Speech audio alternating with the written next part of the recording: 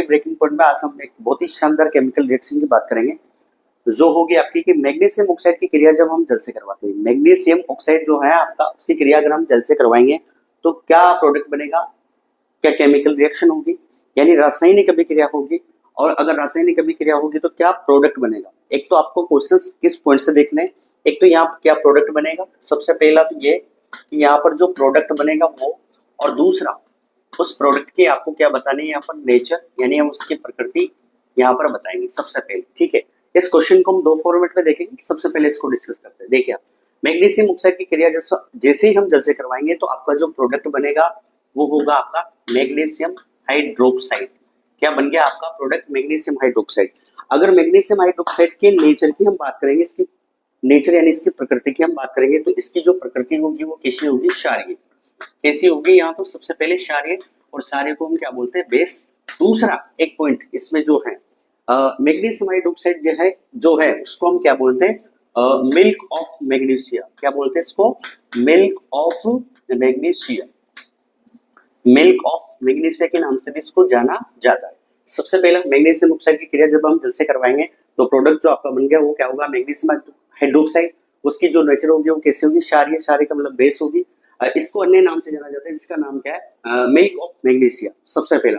और milk of जो magnesia, इसका अगर हम यूज की बात करेंगे, इसके उपयोग की अगर हम बात करेंगे तो ये आपकी जो पेट में जो अम्लता बढ़ती है, पेट के अंदर क्या बढ़ती है, अम्लता, यानी पेट के अंदर अगर आपको एसिड की मात्रा अगर बढ़ती है तो उसको कम करने के लिए हम क्या लेते हैं, मिल्क ऑफ मैग्नीशिया। क्या लेते हैं हम, मिल्क ऑफ मैग्नीशिया।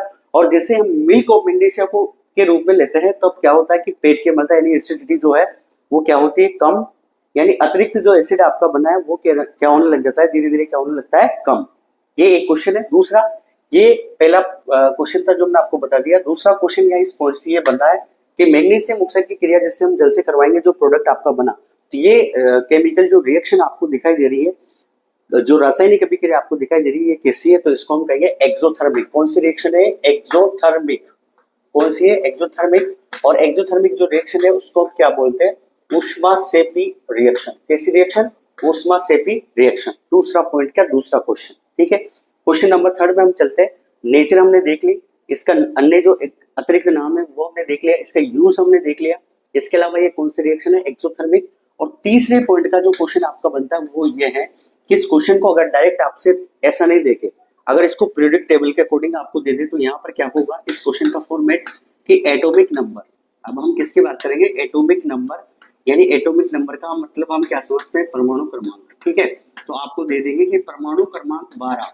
ठीक है, क्या देंगे आपको क्वेश्चन फॉर्मेट में कि परमाणु क्रमांक 12, एटॉमिक नंबर जो 12 है, उसके ऑक्साइड की आपको क्या बतानी है, नेचर। ठीक है, उस ऑक्साइड की आपको क्या बतानी है, नेचर बतानी है, या फिर उसका नाम, उसका यूज और कौन सी रिएक्शन है उसके बारे में भी हमें जानकारी मिलती है। तो बहुत ही शानदार और बहुत अच्छा क्वेश्चन है कि मैग्नीशियम ऑक्साइड की क्रिया जैसे हम जल से करवाएंगे तो जो केमिकल रिएक्शन आपकी है, कौन सी केमिकल रिएक्शन है, तो वो कौन सी होगी, एक्सोथर्मिक। एक्सोथर्मिक को हम बोलते हैं ऊष्माक्षेपी क्रिया। इसके अलावा जो प्रोडक्ट बनेगा वो क्या होगा आपका, मैग्नीशियम हाइड्रोक्साइड। इसकी नेचर कैसे होगी, क्षारीय। क्षारीय का मतलब क्या होता है, बेस। इसका यूज, इसको एक अन्य नाम से जाना जाता है और वो अन्य नाम क्या है आपका, मिल्क ऑफ मैग्नीशिया। इसका यूज पेट की अम्लता को दूर करने, यानी पेट में जो अतिरिक्त आपका एसिड इकट्ठा हुआ है उसको कम करने के लिए, उसको न्यूट्रलाइज यानी उसको उदासीन करने के लिए किया जाता है। इसके अलावा इसका सेकंड फॉर्मेट है कि एटॉमिक नंबर जो 12 है, यानी परमाणु क्रमांक जो 12 है, उसके ऑक्साइड की आपको क्या बतानी है, नेचर। बहुत ही शानदार एनसीईआरटी के पॉइंट का क्वेश्चन है जो आपकी रासायनिक अभिक्रिया समीकरण है उससे रिलेटेड है, हो सकता है आपके एग्जाम में आ सकता है।